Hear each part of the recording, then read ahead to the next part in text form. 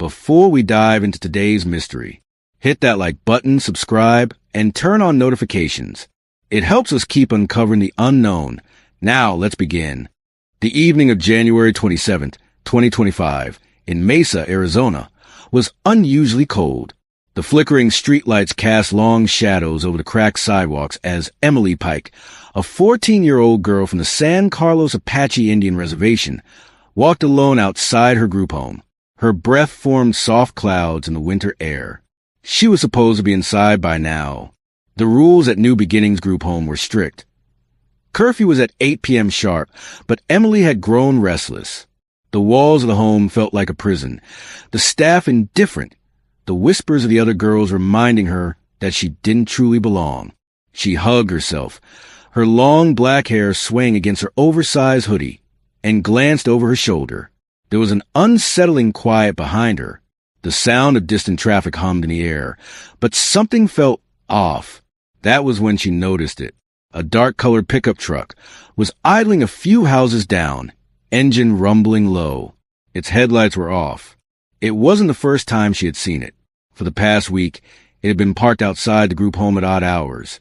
Just sitting there, waiting, her heartbeat quickened. She looked away, pretending not to notice, and walked faster. The group home was only a block away. She could still turn back, run inside, and forget this uneasy feeling. But something stopped her. The truck's engine revved, and the tires let out a slow, calculated crunch against the pavement. It was following her. Emily's breath hitched. She quickened her steps. Then a voice. Emily. She froze. The voice was deep, familiar, and chilling. Slowly she turned. A man leaned out the driver's side window, his face partially obscured by the dark.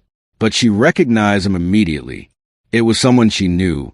And in that moment, she made her fatal mistake. She stopped running. By midnight, the group home staff realized Emily hadn't come back. At first, there was no panic. Teenagers ran away all the time. Some left for a night, others for weeks. The staff at New Beginnings had a protocol: wait, report, and move on. But by the next morning, when Emily still hadn't returned, her file was marked as a missing person case. Detective Carlos Rodriguez of the Mesa Police Department received the call at 8:12 a.m. on January 28th. Another runaway? He asked tiredly, rubbing his eyes as he glanced at the report. Probably, the officer on the other end said, but something feels off. The home says she didn't take anything. No money, no clothes, not even her phone. Rodriguez sighed. Most runaways at least packed a bag. This girl? She just vanished. Then a detail caught his eye. Wait! She was last seen near Mesa Drive and Broadway Road. Yeah. Rodriguez sat up straight. That area had seen 2 missing girls in the past year. Both had turned up dead. Suddenly, this wasn't just another runaway case. This was something else. Something much, much worse. Witnesses came forward within days. A gas station clerk near the intersection of Broadway and Extension Road remembered seeing a black pickup truck that night. The driver, a middle-aged man with rough hands and a thick beard, had bought cigarettes and 2 bottles of Gatorade before leaving. Security footage showed Emily walking in that direction. And then nothing. Her trail went cold. Until 2 weeks later. On February 14th, 2025, a highway patrol officer was responding to an unrelated call along Highway 60, an isolated stretch of road cutting through the Arizona desert. He pulled over to check an abandoned contractor's trash bag that had been torn open by scavengers. And what he found inside stopped his heart cold. It was human remains, and it wouldn't take long to confirm. It was Emily Pike. The autopsy was brutal. Dr. Lindsay Carver, the forensic pathologist assigned to case, had seen horrible things in her years working for the Gila County Medical Examiner's office. But this was different. Emily's skull was fractured in 3 places. Her nose was broken, her left cheekbone shattered, and her jaw dislocated. This wasn't just a murder, Carver muttered under her breath as she examined the body. This was torture. The killer had kept her alive long enough to inflict maximum pain. There were ligature marks on her wrists and ankles, indicating she'd been tied up. And the worst part? There were signs that Emily had been kept alive for days. Some of the bruises were fresh, no more than a few hours old before she died, meaning her killer had kept her captive, beaten her, and then finally disposed of her body like trash. And that was when the investigators realized whoever did this was still out there. And they weren't done yet. Back at the Mesa Police Department, Detective Rodriguez went over the case files again and again. The black truck, the location, the signs of captivity. And then a horrifying realization hit him. They had seen this before. 2 years ago, a 15-year-old girl named Maria Lopez had gone missing from the same area. Weeks later, her body was found dumped in the desert, her face unrecognizable from blunt force trauma. Her killer? Never caught. Rodriguez gritted his teeth. This was the same pattern. And the only question left was, how many more were there?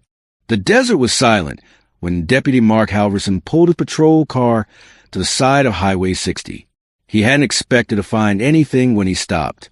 The call had been routine. A driver reported a trash bag torn open on the roadside, spilling foul-smelling contents. But the moment he stepped closer, he knew something was wrong. A sickly stench of rot filled the air, thick and suffocating. Flies buzzed in a frenzied swarm, their tiny bodies colliding against the skin. Then he saw it. Pale fingers curled out from the ripped plastic, stiff and swollen. Deputy Halverson staggered back, bile rising in his throat. Jesus Christ, he whispered, reaching for his radio. Within minutes, sirens echoed across the empty highway, red and blue lights washing over the sand. And in that moment, everyone on the scene knew they had found a dead girl. The Gila County Medical Examiner's office was a sterile, windowless room filled with the cold hum of fluorescent lights. Dr. Lindsay Carver stood over the autopsy table, her gloved hand steady despite the horror before her. Emily Pike's body lay half-curled, her limbs unnaturally stiff from rigor mortis. Her face was nearly unrecognizable. The left side of her skull was caved in, her cheekbone crushed beneath repeated blows. Her nose had been broken post-mortem, likely when her body was shoved into the bag. Deep ligature marks circled her wrists and ankles. She had been restrained, held captive, beaten over days. Carver took a slow, steady breath. But there was something even worse. Beneath the bruises and dried blood, her fingernails were cracked and torn, dirt packed underneath them. She had tried to claw her way out. Jesus, one of the technicians muttered behind her. Carver exhaled sharply. No, she said. There was no Jesus where this girl was. And then, with a heavy heart, she called the detectives. Detective Carlos Rodriguez sat in his unmarked car, flipping through the case file. The pickup truck, the previous murders, the gas station footage. Nothing fit together yet. Then his phone buzzed. Unknown number. He hesitated, then answered. Rodriguez. Silence. Then a shaky breath. I saw her. Rodriguez's grip tightened on the phone. Who is this? The voice on the other end was a woman. Young. Terrified. I work at the convenience store on Broadway, near the group home. I saw Emily that night. She wasn't alone. Rodriguez's pulse spiked. Who was she with? Another pause. Then, a man, the girl whispered. She got into his truck. Willingly. Rodriguez went cold. Do you remember his face? A deep breath. No, but I remember his voice.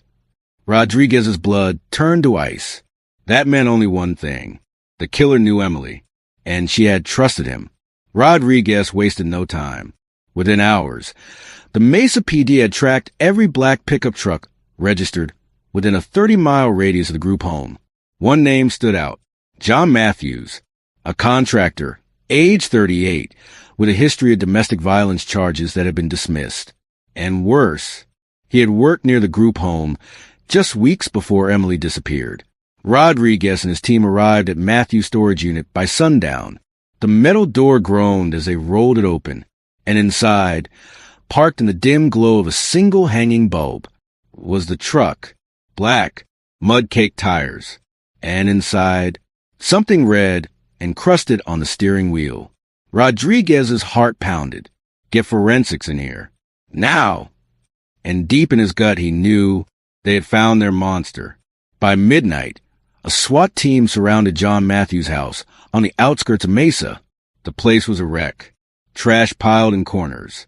The smell of sweat, rotting food, and something worse lingered in the air. Rodriguez moved carefully through the house, his gun raised. Then he saw it, a bedroom, the door slightly ajar, and inside, a metal chair, zip ties, a blood-stained mattress. Rodriguez's stomach twisted. This was it. Emily had been here, and this was where she had died. Then, a creak from the hallway. Rodriguez spun just as a closet door swung open, and a figure lunged. John Matthews.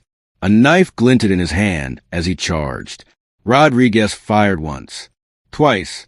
Matthews stumbled, his body slamming against the wall before collapsing to the floor. Silence. Heavy breathing. Rodriguez lowered his gun. It was over, and yet deep inside he knew, for Emily Pike, for the girls before her, for the one still missing, it was never truly over. Detective Carlos Rodriguez stood over John Matthews' lifeless body, his breath still ragged from the adrenaline. The knife Matthews had wielded moments ago now lay on the floor, its blade slick with blood. Not his own, but someone else's. Forensics arrived within minutes. As they swept the house, the horror only deepened. The basement door was locked. It took officers 2 kicks to break it open, and what they found inside made seasoned detectives turn away in disgust. Rusted chains bolted into the floor, a wooden chair soaked in dried blood, torn pieces of Emily's hoodie, tangled in the metal shackles, a journal, its pages filled with rambling, obsessive writings about young girls. Rodriguez swallowed hard.